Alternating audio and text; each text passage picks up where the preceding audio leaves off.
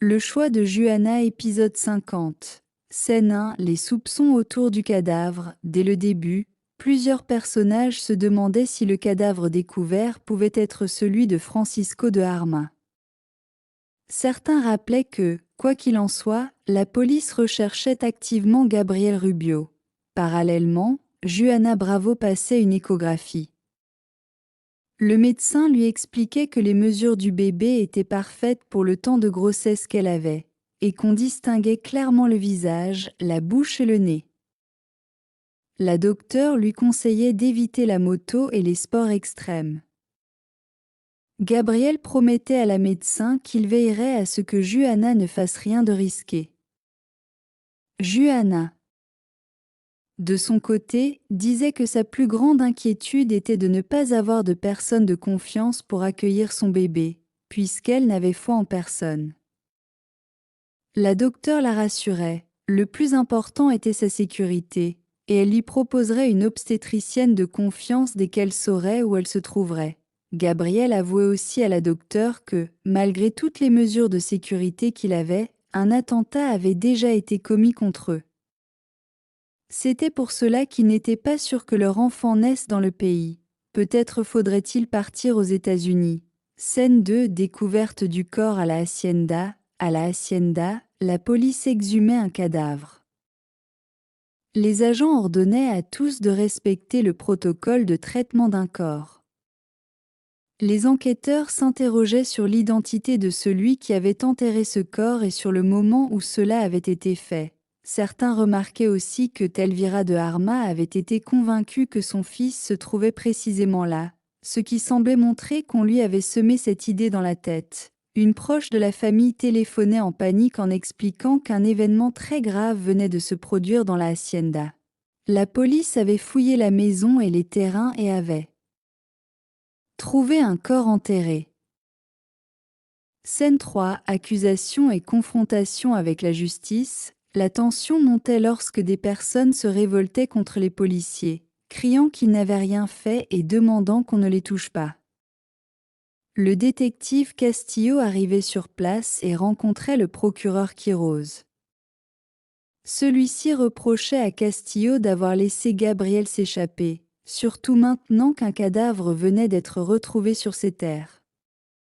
Castillo affirmait qu'il venait justement d'apprendre la fuite de Gabriel et qu'il devait forcément avoir reçu un avertissement. Le procureur insinuait alors que Castillo lui-même avait pu prévenir Gabriel. Le procureur Quiroz décidait de téléphoner directement à Gabriel Rubio. Il l'appelait assassin et lui ordonnait de se rendre. Il l'informait que le corps découvert avait un nom, Francisco de Arma, et lui demandait s'il n'allait pas donner la face pour cela. Gabriel, au téléphone, rétorquait que ce n'était pas lui qui devait rendre des comptes mais quelqu'un d'autre, et promettait de découvrir qui. Le procureur annonçait ensuite son intention de diffuser le nom et la photo de Gabriel dans toutes les polices du pays afin qu'il soit recherché activement. Scène 4. Plan de fuite de Gabriel et Juana. Face à la situation, Gabriel expliquait à ses proches qu'il devait éviter tous les endroits visibles comme les aéroports, les terminaux et les routes principales. Juana, fatiguée des doutes, lui répondait que si on lui demandait encore si elle était sûre de le suivre, elle prendrait ses affaires et le bébé et partirait seule.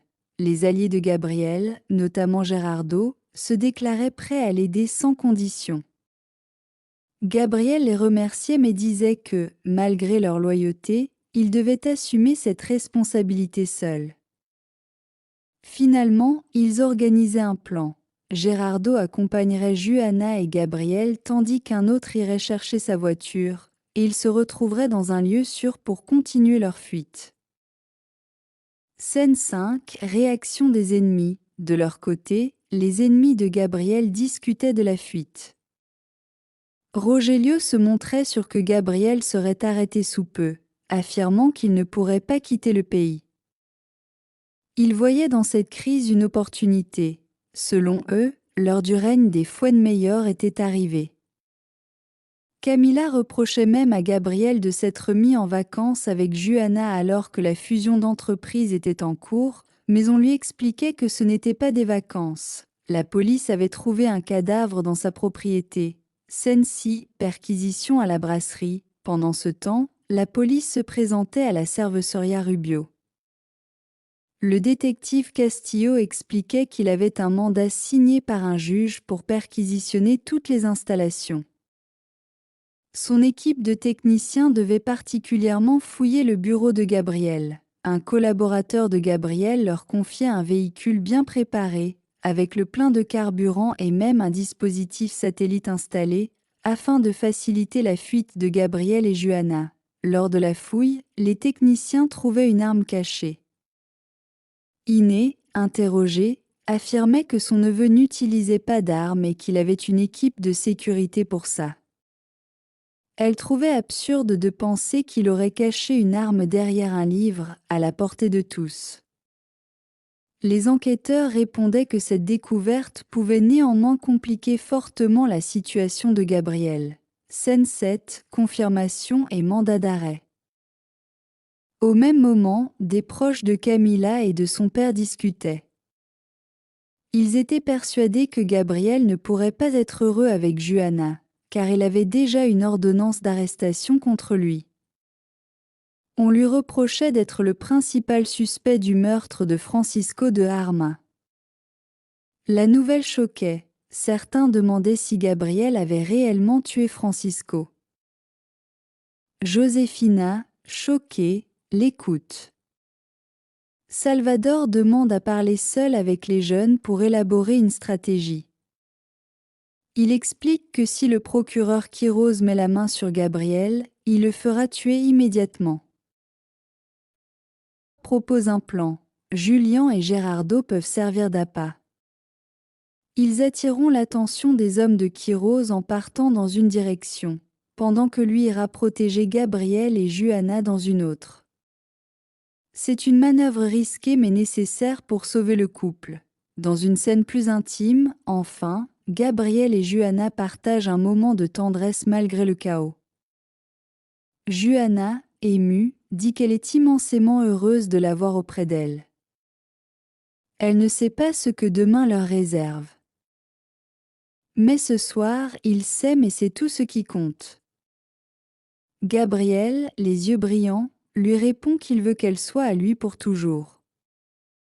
Ils s'embrassent avec passion, cherchant un instant de paix dans la tourmente. Voilà comment se termine l'épisode 51. Une succession de confrontations violentes, de manipulations politiques, de trahisons révélées et de tendresse arrachée au milieu du danger.